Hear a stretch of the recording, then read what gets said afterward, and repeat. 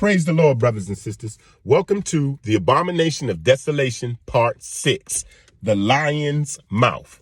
The lion's mouth can be found in Revelations 13, verse 2. And it reads, "And the beast which I saw was like unto a leopard, and his feet were as the feet of a bear, and his mouth as the mouth of a lion. And the dragon gave him his power and his seat and great authority." So we see here now that this beast has the mouth of a lion. Well, that lion happens to be the first beast that came out of the sea in Daniel's chapter 7. And that beast went through an excessive amount of pain and anguish as its wings were plucked off and it was forced to stand on its hind legs as a man. But that beast was also given a man's heart. So with all that anger and all that animosity that's in it for being cast down and its dominance taken from it, this beast has now been moved to the mouth of the abomination of desolation.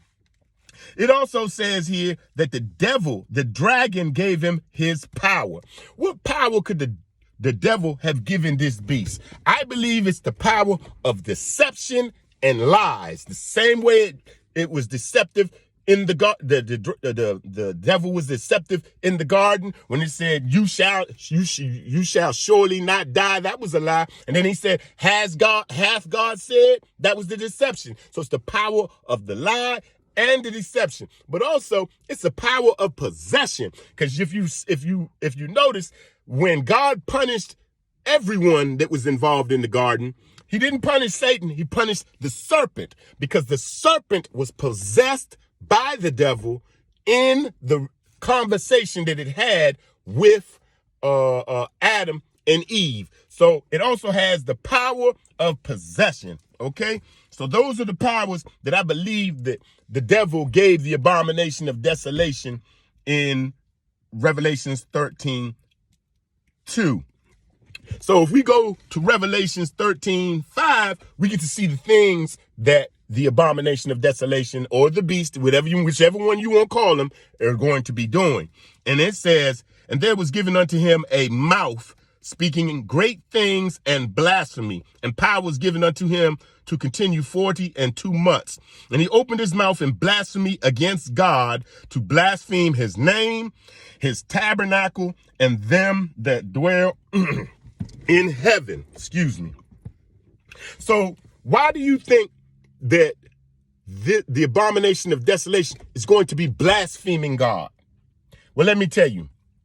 I believe it is so that it can shake your faith. See, if these blasphemies start instilling doubt, confusion, and fear in your heart and mind, they're going to cloud your judgment. And guess what else they're going to do? They're going to shake your faith. And it's by faith that you have been saved. And see, when your faith gets shaken, your worship goes.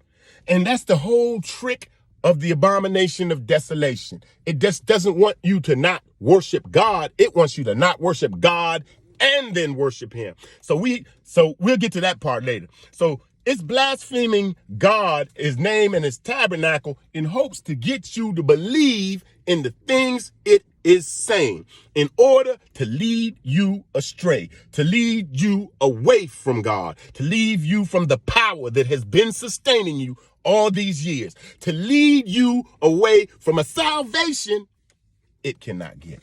The devil can't get it either. It's trying to lead you away from your strength that keeps it at bay from hurting you right now.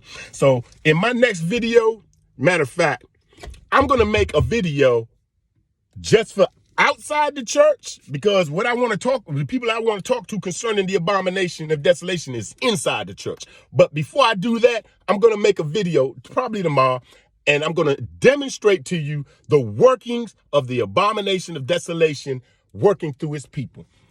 Because that's what it is. The same way the devil was able to use a serpent in the garden, it is able to use people, even on social media. And I'm going to start showing them to you. But my main objective is to show them to you in the church.